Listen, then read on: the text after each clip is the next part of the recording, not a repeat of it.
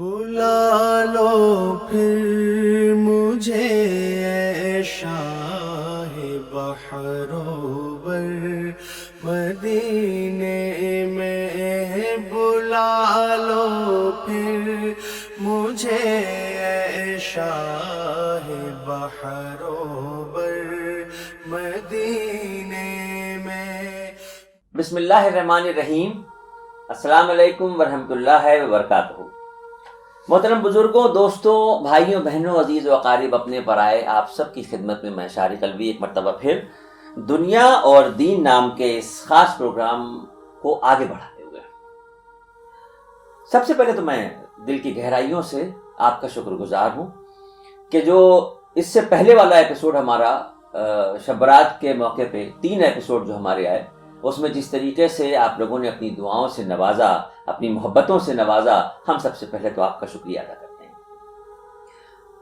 یہ جو عربی کیلنڈر کا سلسلہ چل رہا ہے، محرم، صفر، ربیع الاول، ربیع الثانی، جمادی الاول، جمادی الاخر، رجب، شعبان، رمضان، یہ جو سلسلہ ہے، اس میں ہم کو 2 مہینے جو گزرے اس میں برابر علماء حضرات سے مسجد میں امام صاحب جمعے سے پہلے بیان کر رہے تھے، انہوں نے بتایا کہ رجب اللہ کا مہینہ، شعبان رسول اللہ صلی اللہ علیہ وسلم کا مہینہ، اور اس کے بعد جو مہینہ آ رہا ہے یہ رمضان کا ہے۔ رمضان ہمارے نبی نے فرمایا کہ یہ میری امت کا مہینہ ہے۔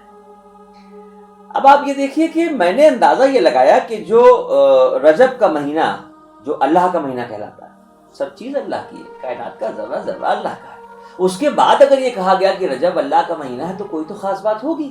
خاص بات ڈھونڈی تو پتہ چلا کہ یہ وہ مقدس مہینہ تھا جس میں رب العالمین نے اپنے محبوب کو اپنے پاس عرش پہ بلایا۔ مطلب کیا مہمان نوازی ہوئی ہوگی، کس کو بلایا جا رہا ہے۔ تاریخ گواہ ہے کہ آدم علیہ السلام سے لے کے اور آج کی تاریخ تک، آگے کا مجھے نہیں پتا لیکن کتابیں بتاتی ہیں کہ آگے بھی ایسا نہیں ہوگا، کوئی دنیا میں دوسرا نام ایسا نہیں ہے جس کے بارے میں یہ کہا جا سکے کہ جس کو اللہ رب العزت نے عرش پہ اپنا مہمان بنایا۔ کیا عظمت و بھرا وہ لمحہ ہوگا۔ اس کے بعد شعبان کا مہینہ آیا۔ شعبان کا مہینہ آیا تو ہمارے نبی نے فرمایا کہ یہ میرا مہینہ ہے۔ شعبان کے مہینے میں جب ڈھونڈا گیا، دیکھا گیا تو سوچنے کی ضرورت ہی نہیں پڑی، یہ پتہ چلا کہ اس مہینے میں 15 شعبان کی وہ رات، ایسی مقدس رات جس میں اللہ رب العزت فرشتوں سے کہتے ہیں کہ پکارو ہم سے کہ ہے کوئی مانگنے والا۔ اندازہ کر کے دیکھیے کیا خوبصورت لمحہ ہے۔ اللہ رب العزت کائنات کا مالک، ذرے ذرے کا مالک، ظاہر سی بات ہے کہ وہ اگر اپنے بندے کو کچھ دیتا ہے تو اپنی شان کے مطابق دیتا ہے، جو اس کی شان ہے ہم اندازہ بھی نہیں کر سکتے اس کی شان عظمتوں کا۔ وہ کہہ رہا ہے اپنے بندوں سے کہ مجھے پکارو، مجھے پکارو، میں تمہیں سن رہا ہوں، مانگو مجھ سے۔ یہ شعبان کے مہینے کا معاملہ تھا۔ اب جو رمضان کا مہینہ آ رہا ہے، اس رمضان کے مہینے کو امت کے لیے کہہ دیا گیا۔ اب دیکھیے اس میں کیا ہے، امت کے جو معاملات ہیں اس میں اکثر آپ نے سنا ہوگا کہ رمضان شریف کا جب مہینہ شروع ہوتا ہے، چاند نکلتا ہے تو شیطان قید کر دیا جاتا ہے، نیکی کا بھاؤ بدل جاتا ہے۔ عام دنوں میں جو آپ نیک کام کر رہے ہیں اور اس پہ جو آپ کو ثواب مل رہا ہے اس سے کئی گنا زیادہ، بھئی کہا تو یہ جاتا ہے کہ 70 گنا ہو جاتا ہے۔ مکہ شریف، مدینہ منورہ میں اگر آپ ہیں تو وہ لاکھوں میں ہو جاتا ہے۔ لیکن میرا دل یہ کہتا ہے کہ میرا رب جو اپنے بندے کے دل کی دھڑکنوں کو سنتا ہے، وہ کس درجہ اپنے بندے کو انعامات سے نواز دیتا ہے اس کا تصور بھی ہم نہیں کر سکتے، بشرطے کہ صرف وہ کام نیک ہونا چاہیے، حق ہونا چاہیے، اور اس میں حق اور نیک کام میں بھی یہ ضرور دیکھا جائے کہ اللہ کے تعلق سے، عبادتوں کے نظام سے ہم کیا کر رہے ہیں اور دنیاوی اعتبار سے کیا کر رہے ہیں، یعنی حقوق اللہ کیا کہہ رہا ہے، حقوق العباد کیا کہہ رہا ہے۔ اگر اس چیز کی ہم نے فکر کر لی، سوچ کر لی، کتنے دن بچے ہیں، اب چند روز بچے ہیں رمضان شریف کی شروعات کے لیے، اس کے اہتمام کو ہم کیسے کریں؟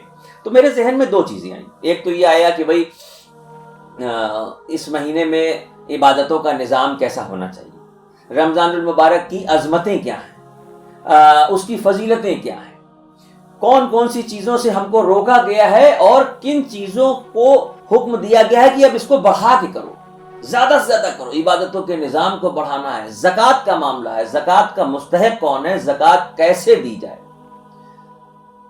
یہ ساری باتیں میں آپ سے کیوں کر رہا ہوں؟ میں اس لیے کر رہا ہوں کہ چونکہ آپ ہمارے چینل سے جڑے ہوئے ہیں، جن لوگوں نے سبسکرائب کیا ہوا ہے، جو ہر ایپیسوڈ کو پہلی فرصت میں دیکھتے ہیں اور اپنی دعاؤں سے نوازتے ہیں، ان کو میں خالی اپنی طرف سے یہ میسج دینا چاہ رہا ہوں کہ دیکھیے میرے ذہن میں کچھ چیزیں ہیں، جیسے کہ کچھ لوگ ہیں جو بیمار ہیں، بیماری سے مراد یہ کہ کچھ لوگ ایسے ہیں جن کو شوگر کی پرابلم ہے، تکلیف ہے، اور وہ یہ طے نہیں کر پا رہے ہیں کہ ہمارے لیے روزہ رکھنا مناسب ہوگا کہ نہیں ہوگا۔ اللہ رب العزت نے کہیں یہ نہیں کہا کہ جان پہ کھیل کے عبادت کی جائے، یعنی رمضان شریف کے مہینے کے لیے یہ کہا گیا کہ اگر مسافر ہیں تو روزے کے لیے چھوٹ ہے، شدت کی بیماری ہے تو چھوٹ ہے، بہت زیادہ ضعیف ہیں، قوت نہیں ہے تو چھوٹ ہے اس کے لیے۔ لیکن اس کی تفصیل کیا ہے؟ میں چاہتا ہوں کہ اگر اس ایپیسوڈ کو دیکھنے کے بعد آپ ہمارے کمنٹس باکس میں اپنی خواہشات ظاہر کریں کہ اگر آپ یہ جاننا چاہتے ہیں کہ کوئی مریض ہے، شوگر کی پرابلم ہے، تو ڈاکٹر کیا ایڈوائز کرتے ہیں، تو ہم ایک پروگرام شوگر کے کسی اچھے ڈاکٹر کے ساتھ کر لیں گے۔ وہ ڈاکٹر آپ کو یہ بتا دیں گے کہ ہاں کیا احتیاط کرنی ہے، کیسے آپ کو اپنے آپ کو بچانا ہے، کیسے آپ کو کتنی شوگر ہونے پہ مینٹین کرتے ہوئے روزہ رکھنا ہے۔ ایک تو میرے ذہن میں یہ بات آئی تھی۔ اس کے علاوہ میں سوچ رہا تھا کہ مفتی حضرات کے ساتھ بیٹھ کے بات کر لی جائے کہ رمضان شریف کی عظمتیں وہ آپ کو بتائیں، فضیلتیں اس کی بتائیں، اس کی برکتیں آپ کو بتائی جائیں، کیا ترتیب ہونی چاہیے، کن حالاتوں میں روزہ مکروہ ہو سکتا ہے، کن حالاتوں میں روزہ ہم چھوڑ سکتے ہیں، کس طریقے کے کام ہو جانے پہ روزہ ٹوٹ سکتا ہے۔ بہت سارے سوالات ہیں، یہ سارے سوالات میرے دل و دماغ میں ہیں، لیکن ظاہر سی بات ہے کہ جب کوئی چیز آپ پسند کریں گے اور ہم اسے سرو کریں گے تو اس کا مزہ کچھ اور ہوگا۔ میری گزارش ہے کہ آپ بتائیں۔ دیکھیں اس مہینے میں دو تین چیزیں ہیں جو تقریباً ہر آدمی جانتا ہے۔ کثرت سے قرآن پاک کی تلاوت کیجیے۔ اب قرآن پاک کی تلاوت کا معاملہ یہاں پر دو باتیں آتی ہیں، تفصیل تو میں مفتی صاحب کے ساتھ بیٹھ کے اس موضوع پہ آپ سے بات کروں گا۔ دو باتیں یہاں پر میرے ذہن میں یہ آتی ہیں کہ ایک تو یہ ہو گیا کہ ہم نے یہ طے کر لیا کہ بھئی ہم کو فجر کے بعد 2 پارے پڑھنے اور رات میں پڑھنے، دن میں موقع ملے گا تو پڑھیں، تو ایک روٹین ہے کہ ہم نماز سے فارغ ہوئے، قرآن شریف اٹھایا، ہم نے پڑھ لیا اور رکھ دیا۔ اچھی بات ہے۔ لوگوں کا نظریہ یہ رہتا ہے کہ ہاں بھئی ہم نے اس رمضان میں 10 کلام پاک مکمل کیے، کسی نے کہا 5 کیے، کسی نے کہا 3 کیے، کسی نے کہا بھئی ہم 1 روز میں پڑھا۔ ٹھیک ہے، میں چھوٹی سی گزارش کرنا چاہتا ہوں آپ سے۔ آپ گزرے سالوں میں 10 کلام مکمل کر رہے تھے یا 5 کر رہے تھے یا جو بھی کر رہے تھے، میں گزارش کر رہا ہوں ہاتھ جوڑ کے آپ سے کہ اگر اس مرتبہ یہ کوشش کر لیجئے کہ ہم جتنا بھی کلام پاک پڑھیں گے اس کو معنی کے ساتھ پڑھیں، سمجھ کے پڑھیں گے کہ قرآن ہم سے کیا کہہ رہا ہے۔ بھائی سوال اس بات کا ہے کہ وہ کتاب جو کتاب ہدایت کہہ کے ہمیں دی گئی، آپ اندازہ کیجئے کہ اگر اللہ رب العزت چاہتے تو 30 پاروں کا قرآن ایسے ہی اپنے نبی کے ذریعے امت کو دے دیتے، لیکن 23 برسوں میں، یعنی وہ کلام پاک جو ہم رمضان میں 10 مکمل کر لیتے ہیں، یعنی اگر کسی نے یہ ایوریج لگا لیا کہ ہمیں 2 پارے روز پڑھنے ہیں تو دن میں 10 پارے ہو گئے، 3 دن میں کلام پاک مکمل ہو گیا، 30 پارے کا کلام ہے۔ لیکن آپ سوچئے کہ 23 برسوں میں ہم تک پہنچایا گیا۔ کیوں؟ 23 برسوں میں کلام پاک جو ہمارے تک پہنچا، یعنی نبوت کا اعلان 40 برس کی عمر میں جب ہمارے نبی نے کیا تو وہاں سے اور 63 برس کی عمر، یعنی 23 برسوں میں یہ قرآن پاک کا نزول ہوا۔ کیوں؟ جیسی ضرورت پڑی۔ تو جب ضرورت کے اعتبار سے قرآن پاک ہم تک دیا گیا، پہنچایا گیا، تو ہماری بھی ذمہ داری ہے کہ ہم سمجھیں تو کہ وہ ہم سے کیا کہہ رہا ہے۔ ان اللہ مع الصابرین، لوگ اکثر کی جملہ یہ قرآن پاک کی ایک چھوٹی سی آیت ہے، ایک لائن میں نے آپ کو سنا دی کہ ان اللہ مع الصابرین۔ کسی نے کہا کہ بھئی صبر کا پھل میٹھا ہوتا ہے، کسی نے کہا کہ بھئی صبر کر لو گے تو بہت بڑھیا ہو جائے گا۔ ارے بھائی مجھے یہ لگا کہ ان اللہ مع الصابرین، بے شک اللہ صبر کرنے والے کے ساتھ ہے۔ آپ بتائیے جس کے ساتھ اللہ ہے اسے کائنات میں اور کس کی ضرورت ہے؟ جس کے ساتھ اللہ ہے اسے کس کی ضرورت ہے؟ وَتُعِزُّ مَن تَشَاءُ وَتُذِلُّ مَن تَشَاءُ، وہ جسے چاہے عزت دے، جسے چاہے ذلت دے۔ ہماری اس میں کون سی قابلیت ہو گئی؟ ہم نے کون سا بڑا کام کر لیا جو ہم بڑے خوش ہیں کہ ہاں لوگوں سے بڑی عزت مل رہی ہے، یا ہم ایسا کیا کر رہا ہے جو ہمیں خوف ہے کہ ہاں یہ تو کہیں کوئی ہمیں بے عزت نہ کر دے؟ عزت دینے والا وہ ہے، ذلت دینے والا وہ ہے۔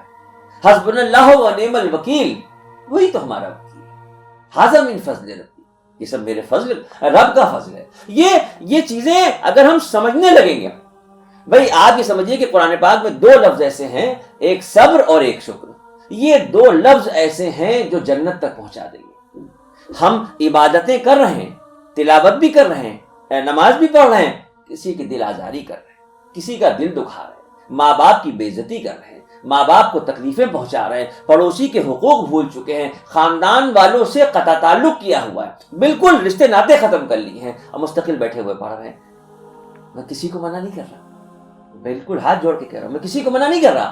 میں تو صرف یہ کوشش کر رہا ہوں، یہ کہنا چاہ رہا ہوں کہ آپ حضرات یہ جو خوبصورت دن آنے والے ہیں، یہ جو 30 دن کا جو مہینہ جو رمضان المبارک کا ہے، جو 3 حصوں میں بٹا ہے، 10 دن کا ایک عشرہ ہوتا ہے. تو یہ 3 عشرے جو ہیں، پہلا عشرہ، دوسرا عشرہ، تیسرا عشرہ، الگ الگ معاملات ہیں. عشروں کی کیا فضیلت ہے، کیا نظام اس کا بننا چاہیے، کیا ترتیب بننا چاہیے، جو بڑھا ہوا نیکیوں کا بھاؤ ہے اس کو کس طرح سے خوبصورت انداز سے ہم اویل کر سکیں.